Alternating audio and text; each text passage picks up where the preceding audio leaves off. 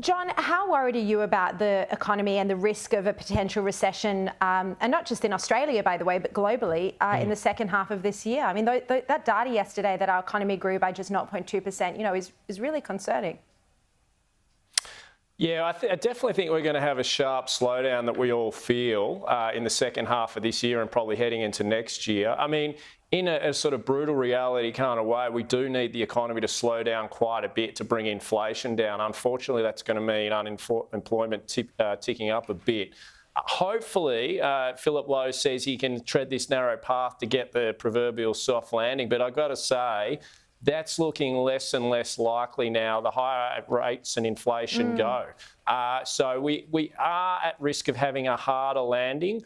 I still think it's possible. We could have a soft one, but not as possible as it was, it maybe looked 6 months ago. And what about this question? I mean, he talks about the narrow path and Jim Chalmers talks about not crunching the economy. But Matt, do you think we are looking at a situation where inflation could become entrenched at around the 5 to 6%, if it even gets to 5 to 6%? Well, that is a concern, Sharri, and it's more of a concern because Jim Chalmers seems to be playing the role of a backseat driver here, not actually at the wheel. He is the treasurer, but every time I see him get up and speak, it's like he's simply like a weatherman, just giving a report on what economic conditions are like, and he always sort of has this bedside manner that everyone's doing it so tough and it's so terrible, but you're the guy in charge. So what are you doing to fix this issue? And they seemingly not caring or not doing anything to help restrain these wage price growth demands, which are understandable, but are potentially going to lead to this spiral where we do get inflation at a very high level for a long time, and that'll be bad for everybody. Yeah. John, Bronwyn Bishop was on Sky News's The Front Page last night with Jenna Clark, and she said we haven't seen these sort of conditions in 30 years. I'm not sure if we have that comment. If we do, have a look at it. I don't think we have seen for 30 years a more devastating time that we're starting to enter. John, what do you think of that?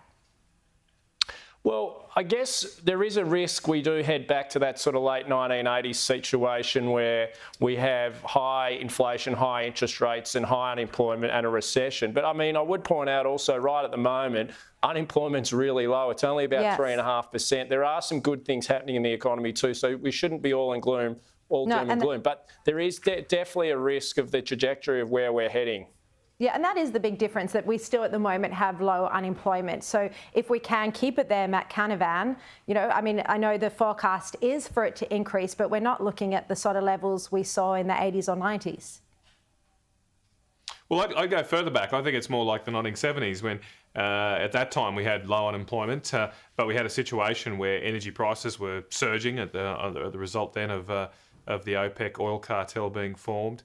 We had a big spending government in the new Whitlam government that were completely blind to the pressures they were creating in the economy. And then we did kind of lose a decade in this country with high inflation, increasing unemployment, and generally going backwards in our competitiveness until the economic reforms of the 1980s. So that's what I think the risk is right here now, that we are kind of in this stage maybe where we're getting complacent, that things have been too good for too long, that we think it will just last forever. And that's where I worry that the government's at the moment. They're not taking seriously the risks here of high energy prices, high inflation, high wage demands, and a government and a treasurer that doesn't seem to be able to resist the demands of his high-spending ministers.